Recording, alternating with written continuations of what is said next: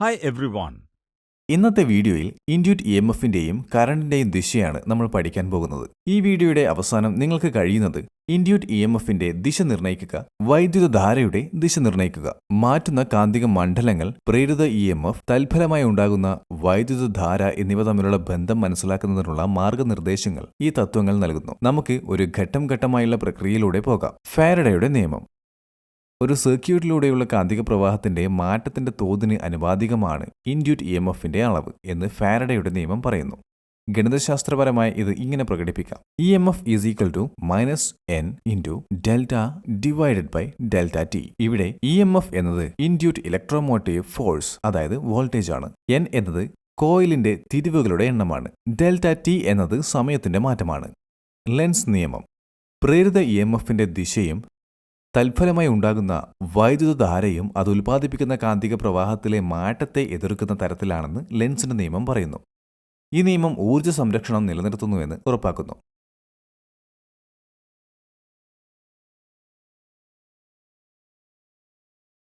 ഇൻഡ്യൂട്ട് E M എഫിന്റെയും കറണ്ടിന്റെയും ദിശ.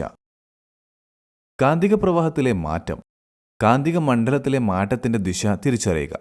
ഇതൊരു കാന്തത്തിന്റെ ചലനമോ അയൽ കോയിലിലെ വൈദ്യുതധാരയിലെ മാറ്റമോ കാന്തിക മണ്ഡലം മാറുന്നതിന് കാരണമാകുന്ന മറ്റേതെങ്കിലും ഘടകങ്ങളോ കാരണമാകാം.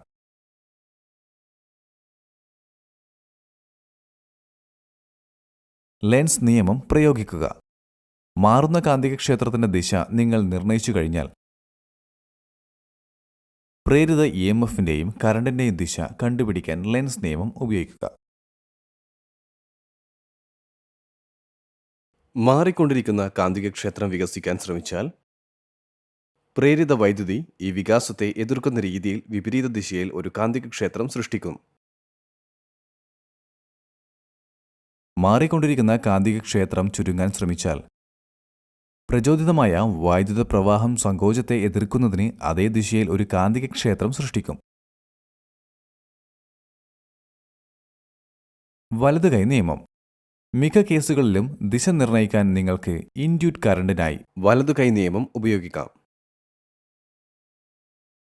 കാന്തിക മണ്ഡലത്തിലെ മാറ്റത്തിന്റെ ദിശയിലേക്ക് നിങ്ങളുടെ തള്ളവിരൽ ചൂണ്ടിക്കാണിച്ചാൽ നിങ്ങളുടെ വലതുകൈയുടെ ചുരുണ്ട വിരലുകൾ പ്രേരിപ്പിച്ച വൈദ്യുതധാരയെ സൂചിപ്പിക്കുന്നു. ഊർജ്ജ സംരക്ഷണം നിലനിർത്തുന്നതിന് കാന്തിക മണ്ഡലത്തിലെ മാറ്റത്തെ പ്രേരിത ഫലങ്ങൾ എതിർക്കുന്നുവെന്ന് ലെൻസിന്റെ നിയമം ഉറപ്പാക്കുന്നു.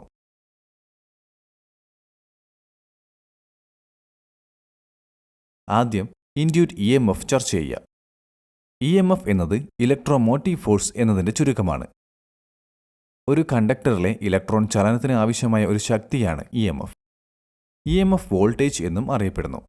അതിന്റെ യൂണിറ്റ് വോൾട്ടാണ്. ഫാരഡയുടെ വൈദ്യുത കാന്തിക ഇൻഡക്ഷൻ നിയമം ഉപയോഗിച്ച് ഒരു ഇലക്ട്രിക്കൽ ജനറേറ്ററിൽ നിന്നാണ് ഇ എം എഫ് നിർമ്മിക്കുന്നത്. വൈദ്യുത കാന്തിക പ്രേരണയെക്കുറിച്ചുള്ള ഫാരഡയുടെ നിയമം പറയുന്നത് വൈദ്യുതധാര വഹിക്കുന്ന ഒരു ചാലകം കാന്തികക്ഷേത്രത്തെ മുറിക്കുമ്പോഴെല്ലാം കണ്ടക്ടറിൽ ഒരു ശക്തി സൃഷ്ടിക്കപ്പെടുന്നു. ഈ ശക്തിയെ ഇലക്ട്രോമോട്ടീവ് ഫോഴ്സ് അല്ലെങ്കിൽ വോൾട്ടേജ് എന്ന് വിളിക്കുന്നു. ഈ ബലം ഒരു കണ്ടക്ടറിലൂടെ വൈദ്യുത ലോഡിലേക്ക് വൈദ്യുത പ്രവാഹത്തിന് കാരണമാകും. ഇനി പറയുന്ന നടപടിക്രമങ്ങൾ ഉപയോഗിച്ച് ഇൻഡ്യൂട്ട് ഇ എം എഫിന്റെ ദിശ നിർണ്ണയിക്കാവുന്നതാണ്. 25 mm വ്യാസവും 100 mm നീളവുമുള്ള ഒരു PVC പൈപ്പ് എടുക്കുക. പൈപ്പിന് മുകളിലൂടെ തുല്യമായി 600 തിരിവുകൾക്കായി സൂപ്പർ ഇനാമിൽ ചെയ്ത കോപ്പർ വയർ, അതായത് 22 SWG ഉപയോഗിച്ച് PVC പൊതിയുക. രണ്ടറ്റത്തും കുറച്ച് സ്ഥലമിടുക. അനുയോജ്യമായ ക്ലാമ്പുകൾ ഉപയോഗിച്ച് തടി ബോർഡുകളിലേക്ക് വൈദ്യുത കാന്തിക അല്ലെങ്കിൽ സോളിനോയിഡ് കോയിൽ ശരിയാക്കുക. ഇനാമിൽ ചെയ്ത വയറിന്റെ രണ്ടറ്റത്തും 1 ഇഞ്ച് ഇൻസുലേഷൻ നീക്കം ചെയ്യുക. രണ്ട് അറ്റങ്ങളും ഗാൽവനോമീറ്ററുമായി ബന്ധിപ്പിക്കുക. വൈദ്യുത കാന്തിക ഇൻഡക്ഷൻ ഉണ്ടാക്കുന്നതിനും ഗാൽവനോമീറ്റർ ചലനം ഉറപ്പാക്കുന്നതിനുമായി ഒരു ബാർ മാഗ്നറ്റ് എടുത്ത് പൈപ്പിന്റെ ദ്വാരത്തിൽ അത് തിരിക്കുക. സ്റ്റെപ്പ് 7. നൽകിയിരിക്കുന്ന പട്ടികയിൽ നിന്ന് ഗാൽവനോമീറ്റർ ചലനം ഉറപ്പാക്കുക. ഗാൽവനോമീറ്റർ 0 അല്ലെങ്കിൽ മധ്യസ്ഥാനത്താണ് എന്ന് ഉറപ്പാക്കുക.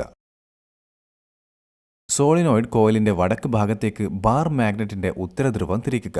PVC പൈപ്പ് ദ്വാരത്തിൽ മുറിവേറ്റത്.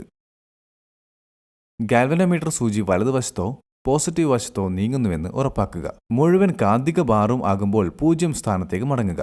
പൂർണ്ണമായും ചേർത്ത് നിങ്ങൾ ബാർ മാഗ്നറ്റിനെ അതിന്റെ യഥാർത്ഥ സ്ഥാനത്തേക്ക് പിൻവലിക്കുമ്പോൾ ഗാൽവനോമീറ്റർ സൂചി ഇടതുവശത്തേക്ക് അല്ലെങ്കിൽ നെഗറ്റീവ് വശത്തേക്ക് നീങ്ങുന്നു. തുടർന്ന് ബാർ മാഗ്നറ്റ് കോയിലിൽ നിന്ന് പൂർണ്ണമായും നീക്കം ചെയ്യുമ്പോൾ അതിന്റെ യഥാർത്ഥ സ്ഥാനത്തേക്ക് മടങ്ങുന്നു. ഇപ്പോൾ ബാർ മാഗ്നറ്റിന്റെ ദക്ഷിണ ധ്രുവവും സോളിനോയിഡ് കോയിലിന്റെ തെക്ക് ഭാഗത്തേക്ക് തിരിക്കുക. ഗാൽവനോമീറ്റർ സൂചി ഇടത്തോട്ടോ നെഗറ്റീവ് വശത്തേക്കോ നീങ്ങുന്നുവെന്ന് ഉറപ്പാക്കുക. തുടർന്ന് കാന്തം പൂർണ്ണമായും തിരികുമ്പോൾ 0 സ്ഥാനത്തേക്ക് മടങ്ങുക. നിങ്ങൾ കോയിലിൽ നിന്ന് കാന്തം നീക്കം ചെയ്യുമ്പോൾ ഗാൽവനോമീറ്റർ സൂചി വലതുവശത്തേക്ക് അല്ലെങ്കിൽ പോസിറ്റീവ് വശത്തേക്ക് നീങ്ങുന്നു. തുടർന്ന് കോയിലിൽ നിന്ന് കാന്തം പൂർണ്ണമായും നീക്കം ചെയ്യുമ്പോൾ 0ലേക്ക് തിരികെ നീങ്ങുന്നു. കാന്തിക കോമ്പസ് ഉപയോഗിച്ച് കറണ്ട് ഫ്ലോയുടെ ദിശ എങ്ങനെ നിർണ്ണയിക്കാമെന്ന് നമുക്ക് ചർച്ച ചെയ്യാം. സ്റ്റെപ്പ് 1. 1 മീറ്റർ നീളമുള്ള 22 SWGയുടെ ഒരു സൂപ്പർ ഇനാമൽ ചെയ്ത ചെമ്പ് വയർ എടുക്കുക. വയറിന്റെ മധ്യഭാഗത്തേക്ക് ഓരോ ടേണിനുമിടയിൽ തുല്യ അകലത്തിൽ 10 ടേൺ കോയിൽ ഉണ്ടാക്കുക. ഇനാമൽ ചെയ്ത ചെമ്പ് വയറിന്റെ രണ്ടറ്റത്തും ഉചിതമായ ഉപകരണങ്ങൾ ഉപയോഗിച്ച് 1 ഇഞ്ച് ഇൻസുലേഷൻ നീക്കം ചെയ്യുക. കാന്തിക കോമ്പസ് എടുത്ത് കോയിൽ ടേണുകളുടെ അടിയിൽ വയ്ക്കുക. വയറിന്റെ രണ്ടറ്റത്തും ഒരു ബാറ്ററി ബന്ധിപ്പിച്ച് കാന്തിക കോമ്പസ് വ്യതിചലനം നിരീക്ഷിക്കുക. ഇപ്പോൾ ബാറ്ററിയുടെ പോസിറ്റീവ് ടെർമിനലിൽ നിന്ന് കറണ്ട് ഒഴുകാൻ തുടങ്ങുന്നു. അത് പ്ലസ് ചിഹ്നത്താൽ സൂചിപ്പിക്കപ്പെടുന്നു. ഇത് കാന്തിക കോമ്പസിൽ വടക്കോട്ട് ചൂണ്ടുന്ന സൂചി ഇടത്തോട്ടും തെക്ക് ചൂണ്ടുന്ന സൂചി വലത്തോട്ടും ചൂണ്ടിക്കാണിക്കുന്നു.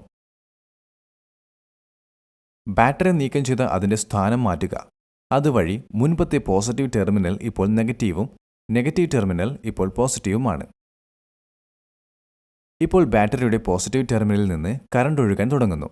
എന്നാൽ കറണ്ട് ഫ്ലോ നിങ്ങളുടെ നേരെ ആയിരിക്കും. അത് ഡോട്ട് ചിഹ്നത്തിൽ സൂചിപ്പിക്കും. ഇത് കാന്തിക കോമ്പസിൽ വടക്കോട്ട് ചൂണ്ടുന്ന സൂചി വലത്തോട്ടും തെക്കോട്ട് ചൂണ്ടുന്ന സൂചി ഇടത്തോട്ടും ചൂണ്ടിക്കാണിക്കുന്നു. ഈ വീഡിയോയിൽ നിന്ന് ഇൻഡ്യൂറ്റ് EMFന്റെ ദിശയും കറണ്ടിൽ ഒഴുകുന്ന കറണ്ടും നിങ്ങൾക്ക് നിർണ്ണയിക്കാൻ കഴിയുമെന്ന് ഞാൻ പ്രതീക്ഷിക്കുന്നു. കണ്ടതിന് നന്ദി. നിങ്ങൾക്ക് ഒരു അത്ഭുതകരമായ ദിവസമുണ്ട്.